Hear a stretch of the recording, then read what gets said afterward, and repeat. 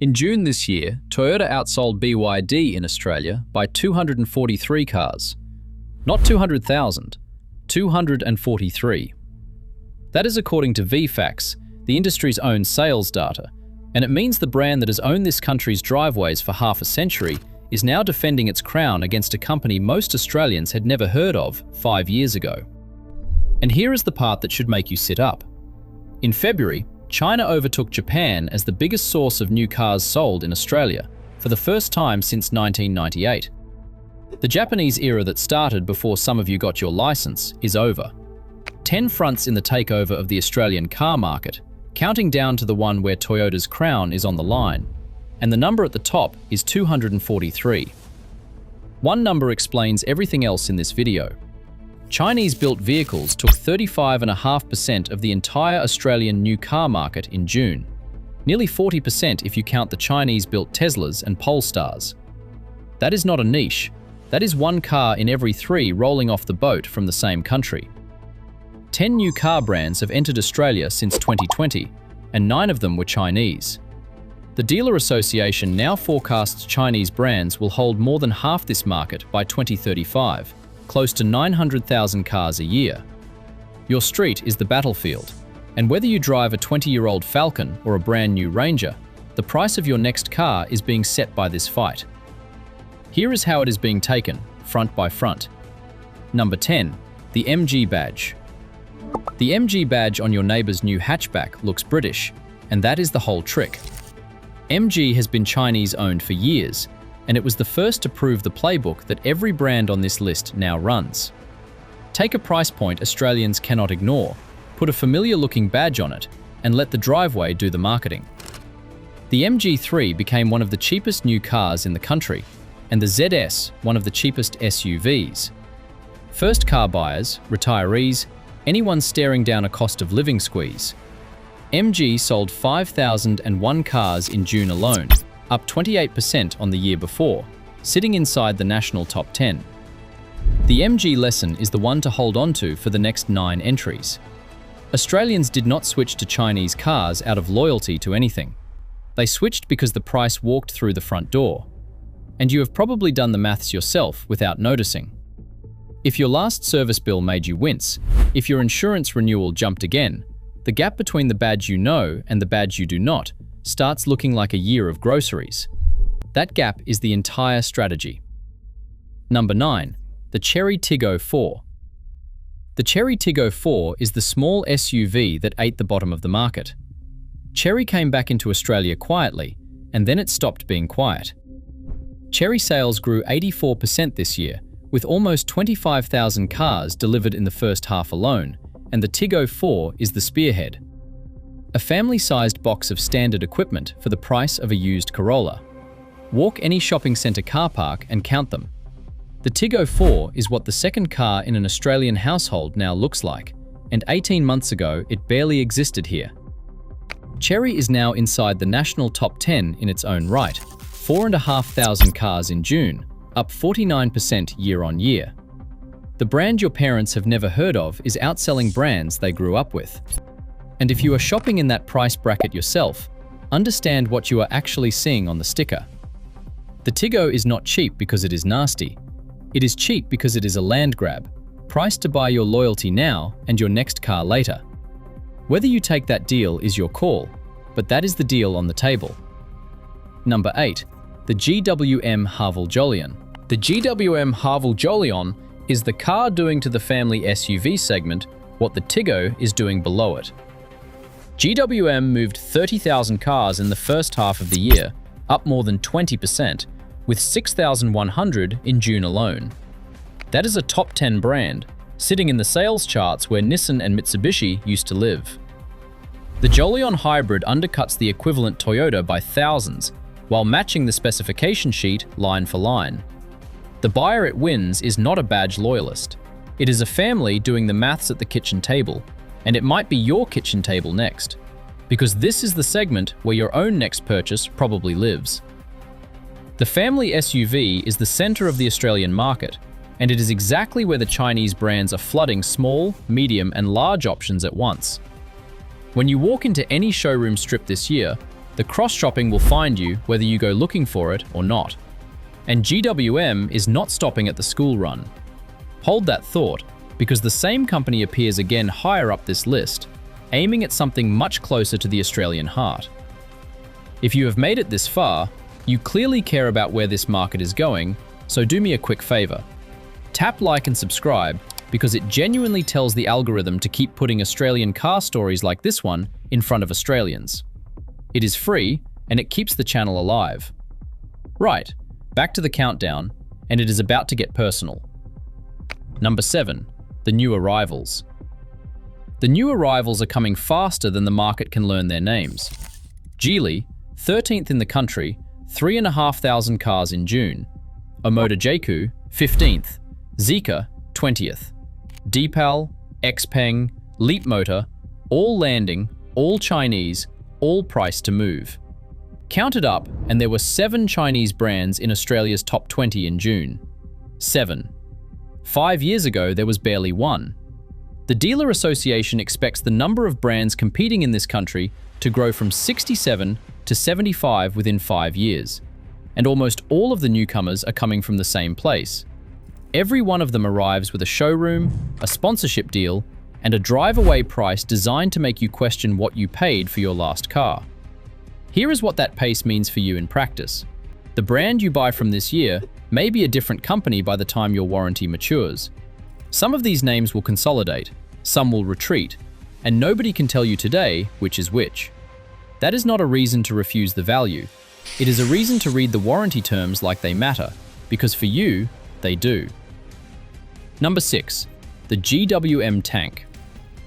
The GWM Tank is where the takeover stops being about cheap runabouts and starts being about the four-wheel drives Australians actually love. The Tank 300 and the Tank 500 are square-jawed, ladder-framed off-roaders aimed directly at the Prado and the Everest, and they are winning buyers who would never have considered a Chinese car 5 years ago. This is the front that should worry the establishment most, because it attacks the emotional center of the market, not the budget end. A tank in the driveway is not a compromise purchase. It is a statement that the Chinese product is now good enough to be chosen on merit for the great Australian weekend. If you tow, if you camp, if your idea of a good long weekend involves red dust, this is the front where your own loyalty gets tested next. The tank undercuts a Prado by tens of thousands, and that difference buys the camper trailer.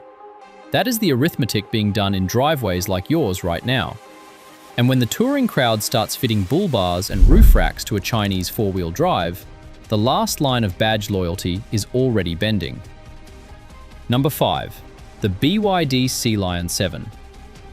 The BYD Sealion 7 is the car that turned BYD from an interesting newcomer into a volume machine. Well over 1,000 of them found Australian driveways every single month this year. Part of a BYD lineup that grew 120% year on year, the fastest growth of any major brand in the country. The Sealion 7 exists for one reason: to hunt the Tesla Model Y, the most popular electric car in Australia. Same size, same job, sharper price. Electric vehicles took more than 23% of the entire new car market in June, a record, and BYD is harvesting that shift faster than anyone. Whatever you think of electric cars, your neighbours are buying them, and increasingly they are buying Chinese ones. Number 4. The Tesla Model Y. The Tesla Model Y was the best-selling vehicle in Australia in May and again in June. Not the best-selling electric car, the best-selling vehicle full stop, ahead of the Ranger and the HiLux over an 8-week stretch with almost 14,000 deliveries. Here is the twist most buyers never think about. Every Model Y sold in Australia is built in China, in Tesla's Shanghai factory. The American badge on the bonnet is doing the same job the British badge does on an MG. Include the Chinese-built Teslas, and the true figure for June is this. Nearly 40% of every new vehicle delivered in Australia came out of a Chinese factory. The takeover is further along than the badges are telling you. Number 3. The Ute War opens. The Ute is the last Australian stronghold, and the BYD Shark 6 just walked through the gate. A plug-in hybrid dual cab with more power than a V6 Ranger, priced to hurt, and pointed straight at the two vehicles this country loves more than any other. The Ranger and the HiLux have finished first and second in this country for years. The Shark 6 is the first Chinese ute to make the establishment take the threat seriously, and it will not be alone for long. GWM has utes. More are coming behind it. For 30 years, whoever won the ute war won Australia. That is exactly why the Chinese brands are massing on this front. Take the tradies' driveway, and the rest of the market follows. And if you drive a Ranger or a HiLux yourself, you already know how this plays out, because you watched the same movie from the other side. The HiLux did not beat the Falcon ute overnight. It beat it one smoko conversation at a time. One bloke on a site saying it just does not break. The Shark 6 is now having those conversations about your ute. Whether it wins them is the biggest open question in the Australian market. Number 2. Japan dethroned. Japan losing its crown is the moment historians will point to. Since 1998, Japan had been the biggest source of new cars sold in Australia. Every Corolla, every HiLux, every Camry. A quarter century of Japanese dominance that outlasted our own car industry. In February this year, it ended. 22,000 Chinese-built vehicles against 21,500 Japanese. By June, the gap was a canyon. 46,500 Chinese-built cars against 27,000 from Japan. One era ended and the next one started, and it happened in a single sales quarter, while most of the country was arguing about interest rates. Your driveway did not notice the handover, the numbers did. Think about what the Japanese era actually was. It was your first Corolla, your dad's Camry, the HiLux that would not die. Japan earned this market over decades by being better than what came before. Now, the same playbook is being run against them. Sharper prices, longer equipment lists, and a buyer, you, who has proven twice already that loyalty follows value. Number 1. 243 cars.